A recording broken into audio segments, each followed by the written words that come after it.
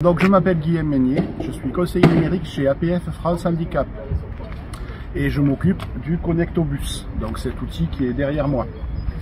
Ça a été imaginé pendant le confinement pour aller vers les personnes qui se sont retrouvées encore plus isolées que d'habitude, surtout les personnes en situation de handicap. Nous avons récupéré un minibus de transport de personnes à mobilité réduite, un minibus TPMR, dans lequel ont été aménagés des postes informatiques, deux vrais postes informatiques, exactement comme au bureau. Donc on peut faire dans ce minibus tout ce qu'on fait devant un bureau équipé d'informatique tout à fait classique. Et comme nous sommes APF France Handicap, en plus on a inclus dedans des outils d'accessibilité au numérique. Donc ça s'appelle un clavier guide-doigt. C'est-à-dire que dessus il y a une grille, qui sur celui-là est métallique, sur laquelle on peut poser les mains sans appuyer sur les touches. Donc ça permet à toute personne qui a des problèmes de mobilité au niveau des membres supérieurs de ne pas faire de fausses frappes ou de frappes involontaires. C'est donc destiné à la fois aux personnes en situation de handicap, mais ça peut aussi servir aux personnes âgées, aux personnes qui ont un Parkinson, des choses comme ça, ou des gens qui tremblent fortement. Voilà, à côté on a une souris, qui est une souris avec un trackball, c'est-à-dire qu'on déplace le curseur de la souris en faisant bouger la boule avec le pouce. L'avantage, c'est qu'on ne bouge pas la main. On pose la main sur la souris et après, on n'a plus qu'à, avec le pouce, déplacer le curseur. Et puis après, c'est une souris normale avec ses boutons classiques. Voilà.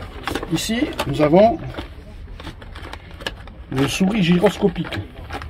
Ce petit appareil-là, c'est une souris gyroscopique qu'on met à l'oreille avec ce petit accessoire qui est là.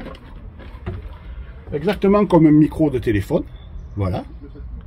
On met ça à l'oreille et on manipule le curseur de la souris en bougeant la tête. Voilà.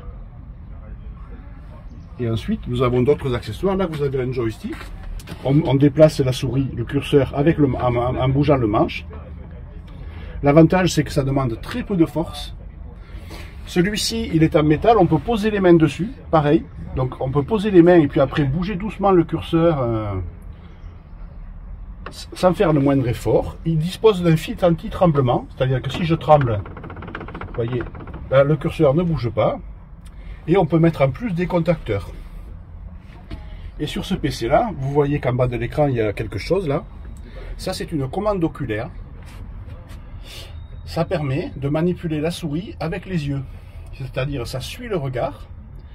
Bien sûr, derrière, il y a tout un système à la fois électronique et algorithmique qui fait qu'ils analysent le regard et ils savent où vous regardez.